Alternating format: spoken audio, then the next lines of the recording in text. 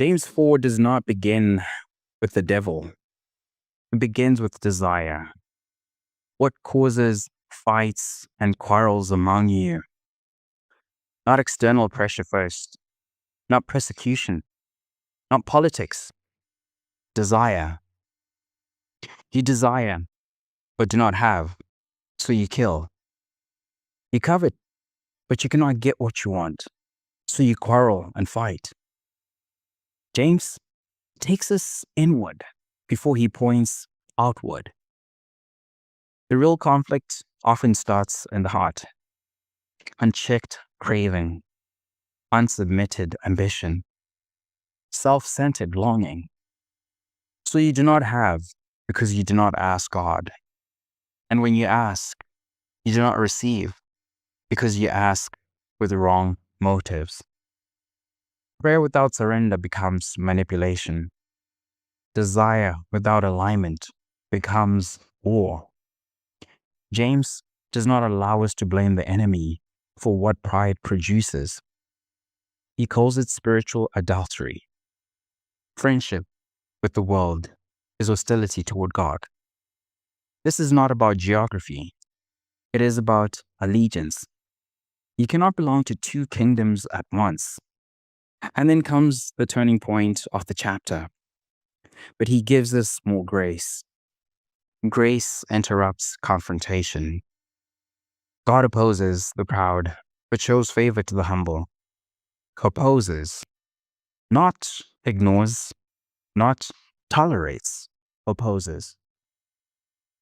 Pride does not merely weaken you, it places you in resistance to God himself. And then James gives a command that defines this chapter.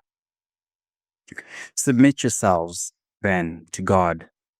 Resist the devil, and he will flee from you. Submission comes before resistance. You cannot resist what you're still aligned with. Resisting the enemy is not volume. It is posture. Submit to God. Align your will. Surrender your motives. Yield your pride.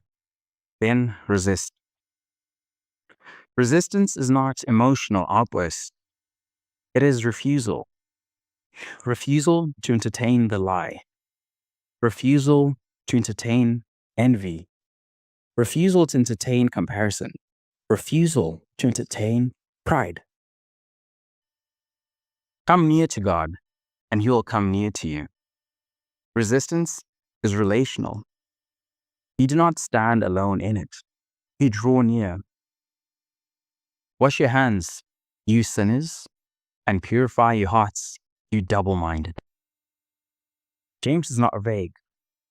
He calls out divided loyalty, half surrender, surface obedience. Resistance requires clarity. You cannot fight the enemy while negotiating compromise. Grieve, mourn, and wail. Change your laughter to mourning and your joy to gloom. This is not emotional manipulation. It is repentance. James is not calling for constant sadness. He is calling for seriousness about sin. Humble yourselves before the Lord, and he will lift you up. The lifting comes after humility. The strength comes after surrender. Then James addresses judgment. Who are you to judge your neighbor? Pride again? Comparison again? Self-elevation again? Resistance includes resisting the urge to play God. The chapter ends with something that feels almost simple. Now listen. You who say, today or tomorrow, we will go to this or that city. Boasting about tomorrow, planning without submission, assuming control. You do not even know what will happen tomorrow. Life is a mist. Instead, you ought to say, if it is the Lord's will, we will live and do this or that. Submission threads through the whole chapter. Resist the enemy is not a dramatic command shouted into the air. It is a daily decision to humble yourself, to submit, to align, to draw near, to purify, to refuse pride, to reject comparison, to stop boasting, to surrender control. Resistance begins in the heart. The enemy does not flee from noise. He flees from submitted authority. When you stand under God's authority, you do not have to shout. You do not have to perform. You resist by refusing alignment with what opposes him. You resist by humility, by repentance, by closeness to God. James 4 does not call for spiritual theatrics. It calls for surrender. Submit yourselves to God. Resist the devil.